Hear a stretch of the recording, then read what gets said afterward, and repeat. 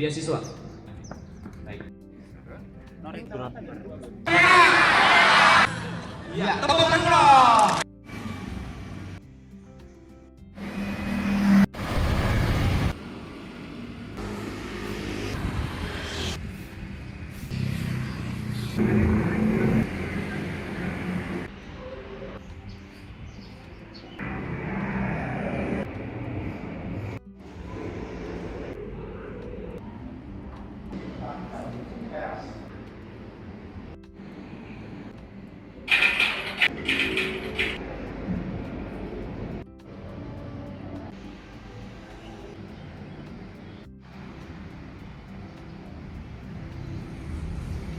Cek 1 2 3, cek 1 2 3.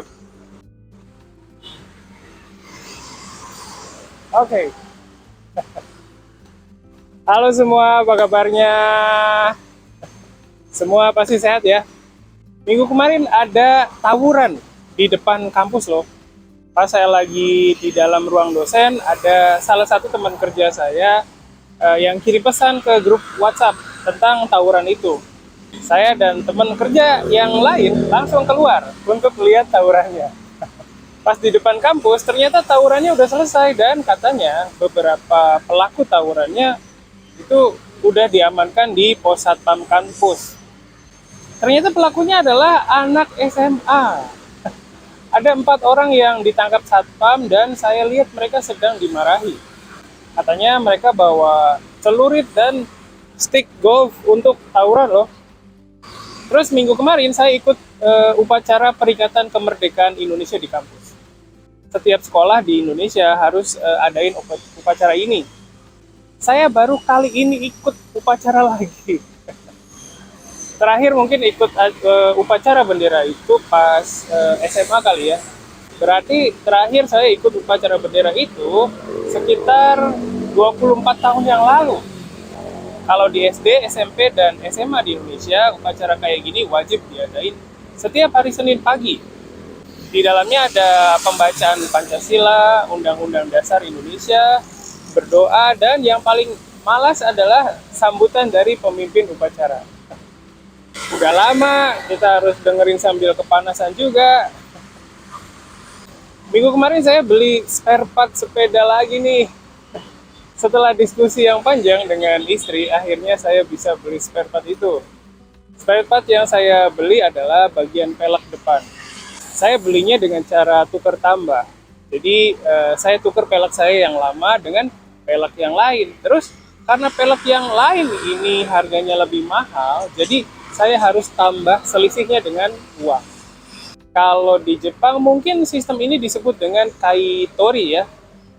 Untuk tukar tambah spare part ini, saya pergi langsung ke rumah penjualnya di daerah Bekasi. Oh ya, sistem tukar tambah ini juga ada di Tokopedia loh. Tapi khusus untuk HP aja kayaknya.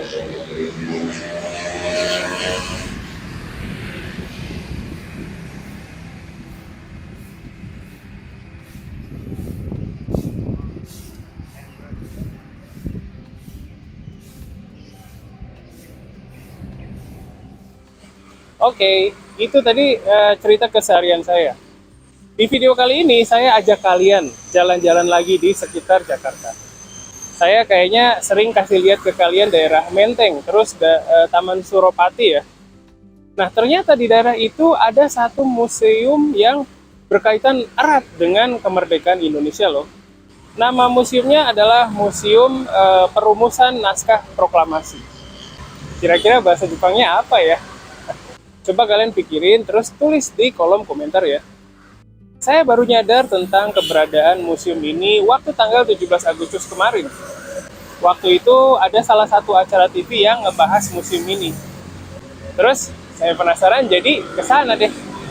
Museumnya ada di dekat Taman Suropati. Posisinya ada persis di pinggir jalan, jadi mau naik motor, mobil, atau sepeda juga nggak masalah. Begitu masuk, kalian akan lihat ada pos satpam di sebelah kanan. Tapi itu bukan loket pembelian tiket ya. Satpamnya ramah banget. Begitu saya masuk, saya langsung disapa dan dijelasin gimana cara masuk dan beli tiketnya. Loket tiketnya itu ada di pintu masuk museum. Begitu masuk, loketnya ada di sebelah kiri. Di situ ada penjaganya. Kalian akan diminta isi buku tamu dan bayar tiket yang harganya murah banget. Untuk orang dewasa 2.000 dan untuk anak-anak Rp1.000 aja. Pas habis lihat-lihat di dalam museum, kayaknya ditarif 5.000 juga nggak masalah deh. Katanya pergerakan untuk proklamasi kemerdekaan itu dimulai sejak peristiwa pengeboman Hiroshima dan Nagasaki di Jepang. Dari tanggal 15 Agustus 1945, para pemuda di Indonesia mendesak para seniornya untuk cepat-cepat umumin kemerdekaan Indonesia. Tapi politisi senior Indonesia seperti Soekarno, Muhammad Hatta, dan yang lain nggak bisa kasih keputusan apa-apa karena menurut mereka pengumuman kemerdekaan itu harus dipikir dengan hati-hati. Nah, para pemuda Indonesia ini kayaknya nggak bisa sabar, terus mutusin untuk menculik senior-senior mereka dan bawa ke daerah Rengas Dengklok yang ada di daerah Karawang. Peristiwa penculikan itu terjadi di tanggal 16 Agustus 1945. Di Rengas Dengklok, para pemuda mendesak para seniornya untuk umumkan kemerdekaan. Terus habis itu para seniornya ini pulang ke Jakarta dan pergi ke rumah Laksamana Muda Maeda. Di sana mereka ngobrol dengan Laksamana Muda Maeda dan kasih tahu bahwa mereka mau umumkan kemerdekaan Indonesia secepat mungkin. Terus Laksamana Maeda ini bilang dia nggak bisa kasih keputusan apa-apa. Laksamana Maeda minta Soekarno dan yang lainnya untuk ngomongin rencananya itu ke Gun Sekang. Terus dari situ Soekarno dan yang lain pergi ke Gun Sekang malam-malam dan sampaikan mengenai rencana pengumuman kemerdekaan Indonesia. Nah, pihak Gun Sekang yang dengar rencana itu bilang bahwa mereka nggak bisa berbuat apa-apa soalnya mereka terikat perjanjian dengan pihak sekutu. Habis itu Soekarno dan yang lainnya balik lagi ke rumahnya Laksamana Maeda. Mereka bilang ke Laksamana Maeda bahwa Gun Sekang nggak bisa kasih keputusan apa-apa. Terus Soekarno dan kawan-kawannya juga bilang kalau mereka tetap mau umumin kemerdekaan Indonesia hari itu juga. Waktu itu posisinya udah masuk ke tanggal 17 Agustus 1945 jam 3 pagi. Dengan hal itu, Laksamana Maeda mutusin untuk nggak ikut campur dan dia pergi ke kamar tidurnya di lantai 2. Nah, habis itu dimulailah proses perumusan naskah proklamasi. Katanya, Soekarno, Muhammad Hatta, dan Ahmad Subarjo diskusi mengenai naskahnya di ruang makan rumahnya Laksamana Maeda. Terus setelah naskahnya jadi, Soekarno minta ke Sayuti Melik untuk ketik naskah itu. Habis diketik, Soekarno keluar dari rumah dan bacain naskah itu di depan para pemuda yang udah nunggu di depan rumah Laksamana Maeda. Di sana mereka diskusi mengenai kapan, di mana, dan siapa yang akan baca naskah itu. Habis itu akhirnya diputusin kalau naskah proklamasi dibaca oleh Soekarno dan Muhammad Hatta di sebuah rumah yang ada di Jalan Pegangsaan Timur nomor 56. Nama Jalan Pegangsaan Timur sekarang udah berubah jadi Jalan Proklamasi. Di Jalan Proklamasi ini ada tugu pembacaan naskah proklamasi yang dulu saya pernah kasih lihat ke kalian loh. Oke, jadi di museum ini kita bisa belajar tentang proses perumusan naskah proklamasi. Isinya bagus, tapi seperti kebanyakan museum di Jakarta, suasananya agak gelap. Jadi agak serem ya. Oh ya, ada juga audio pemandu bahasa Jepang loh, tapi bahasa Jepangnya kayaknya kurang bagus. Oleh seluruh hadirin, Sayuti Melik ditemani BM dia mengetik naskah proklamasi menggunakan mesin ketik yang ada di hadapan Anda sekarang. Sankei-san ni hokoku shito shita dokuritsu sengen kisau wa kono heya de Sayuti Melik to BM dia ga anata no mai ni aru taipureta de taipu saremasu ka? Hai, ここからは日本語で話します。今回の動画で、独立宣言原稿作成博物館という博物館に行ってきた経験について話しましたけれども、いかがでしょうか。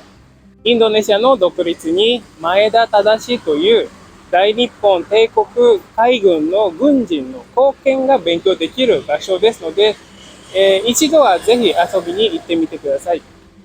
さて、今回はですね、視聴者の皆さんからのリクエストでインドネシア人が日常会話でよく言うイスラム教の単語について話したいと思います。前回はアルハムドゥリラについて話しましたね。日本の皆さんが使ったらですね、違和感を感じるインドネシア人がいると言いましたけれども、普通に喜ぶインドネシア人もいますので、ぜひ使ってみてください。使ってみて、周りの反応を見るのもいい勉強になると思います。では、今回はインシャアッラについて話したいと思います。インドネシアに住んでいらっしゃる方は一度聞いたことがあるフレーズだと思いますけれども、どうでしょうか？皆さん聞いたことがありますか？または言われたことがありますか？私もよく使いますし、他のインドネシア人に言われたこともあります。インシャアッラの基本的な意味は、神様が望めばという意味のアラビア語の表現です。今のはウィキペディアから引用させていただきました。インシャアッラはよく相手の要求への返事として使われていると思います。しかし、このフレーズは全てのインドネシア人が使うわけじゃなくて、イスラム教の人が使うフレーズです。しかし、インドネシアではこのフレーズはですね、習慣になっていますので、イスラム教じゃない人も使う時もあります。具体的な使い方として、例えば、大輝くんが、新宿駅午前、9時に会おうねと私に言いました。で、答えとして私はインシャアッラと言いました。というような、使い方です。意味として、つまり神が望めばその場所に、その時間に行きますという、意味です。このフレーズはイスラム教の信じていることと深く関係しています。どう頑張っても神様が望まなければ物事は実現させることはできないという教えからです。このインシャアッラというフレーズをきちんと使う人もいれば、実は行きたくないけれどとりあえず返事をしとこうという思いで使う人もいます。ということは、インドネシア人が言うインシャアッラというのは、何かを断るときに使えるフレーズだということですね。日本の文化にも直接断るっていうのを避けることもありますよね。それはちょっととか、今度ねとかがありますよね。おそらくインドネシア人が言うインシャアッラはそのような意味合いがあると思います。皆さんはどう思いますか？インドネシア人と話したり、やり取りをしたりして、インドネシア人のインシャアッラに、どのようなことを感じて考えているのか、ぜひ教えてください。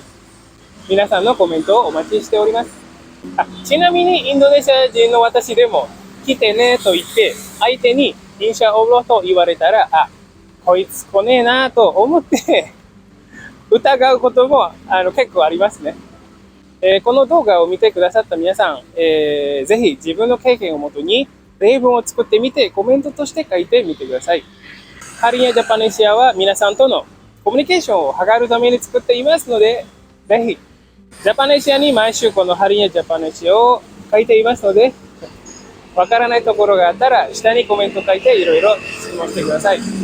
皆さんのアウトプット、そして私からのインプットとフィードバック、このやり取りがとても大事です。